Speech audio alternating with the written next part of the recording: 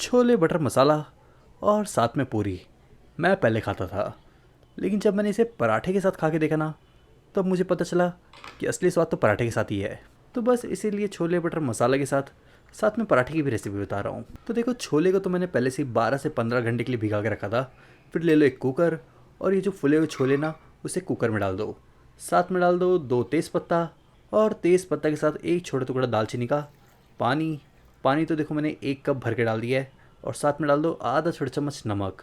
फिर कुकर का ना ढक्कन लगा लो और फिर कुकर का ढक्कन लगाकर एक बर्तन और ले लो, जिसमें डाल दो 1 कप भर के आटा, थोड़ा सा कसूरी मेथी भी, आधा छोटा चम्मच नमक और पानी अब एक साथ ज़्यादा मत डाल देना, थोड़ा थोड़ा डालकर आटे को अच्छी तरह से गूँथ लो।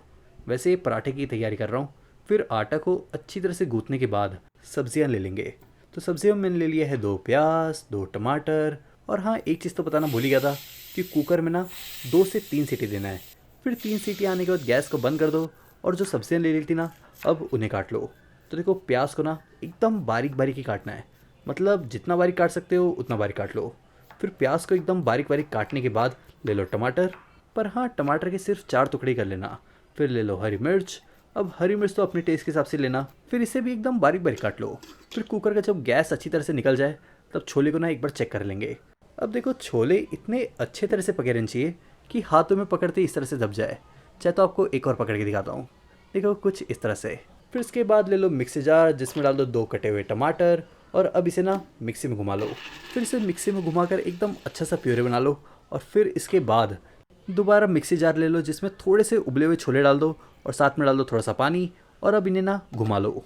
देखो, जो छोले उबाल लिए थे ना, उसमें से आधे कप छोले लेके इसमें डाला है और इसे मैं क्यों मिक्सी में घुमा रहा हूँ वो मैं आपको आगे बताता हूँ। फिर उसे मिक्सी में घुमाने के बाद एक पैन में थोड़ा सा तेल डाल दो, लगभग 2 चम्मच। साथ में डाल दो 1 चम्मच भर के बटर और फिर तेल बटर दोनों को ही अच्छी तरह से गर्म कर लो।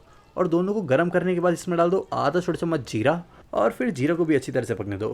फिर ले लो बारीक कटा हुआ प्याज, वही वाला 2 प्याज जिसे बारीक बारीक काट लिया था। अब गैस का फ्लेम मीडियम पर रख के प्याज को भी अच्छी तरह से पका लो। और जब प्याज अच्छी तरह से पक जाए, तब इसमें ना डाल दो हरी मिर्च। मैं फिर से आपको याद दिला देता हूँ कि हरी मिर्च अपने टेस्ट के हिसाब से लेना। फिर हरी मिर्च को भी हल्का फुल्का पका लो और हरी मिर्च पकने के बाद डाल दो इसमें 1 चम्मच भर के अदरक लहसुन पेस्ट। वैसे बहुत लोग अदरक लहसुन पेस्ट डालना प्रेफर नहीं करते, तो आप बारीक कटा हुआ अदरक लहसुन भी डाल सकते हो, लेकिन हाँ, उसे एकदम स्टार्टिंग में डाल देना।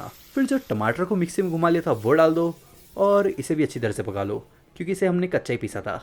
साथ में इसमें आधा छोटा चम्मच धनिया पाउडर, 1 चम्मच भर के गरम मसाला, 1 चम्मच भर के कश्मीरी लाल मिर्च पाउडर, आधा छोटा चम्मच से भी कम हल्दी। फिर इन सबको भी मिक्स करके थोड़ी देर पका लो। फिर टमाटर के साथ मसालों को भी अच्छी तरह से मिक्स करके जो उबले हुए छोले को पीस लिया था ना पानी डालकर, अब उसे डाल दो। ये ग्रेवी को थिक करने में काफ़ी मदद करता है। फिर इसे भी मसालों के साथ अच्छे से मिलाने के बाद इसे तब तक पकने दो जब तक इसमें से ऑयल ना अलग हो जाए। और जब ये अच्छी तरह से पक जाए, तब वो जो छोले को उबाल लिया था ना, उसे पानी के साथ डाल दो।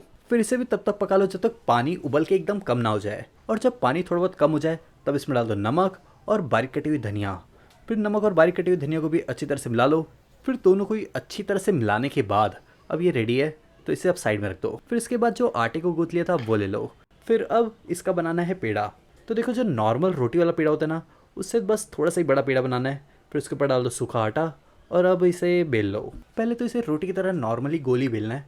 फिर इसे गोल बेलने के बाद अब इस पर लगा लो घी। दोनों साइड पर नहीं, एक ही साइड पे घी लगाना है। फिर इस तरह से फोल्ड करने के बाद इस साइड पे भी घी लगा लो और अब इसे ना दोबारा बेल लो। फिर इसे नॉर्मली बेलने के बाद अब ना इसे सीधा डाल दो गर्मा गर्म तवे पर। तवा एकदम गर्म ही रखना। फिर तवे पे डालने के बाद इस पर दोबारा घी लगा लो और इस बार ना पलट पलट कर दोनों साइड पे घी लगाना है।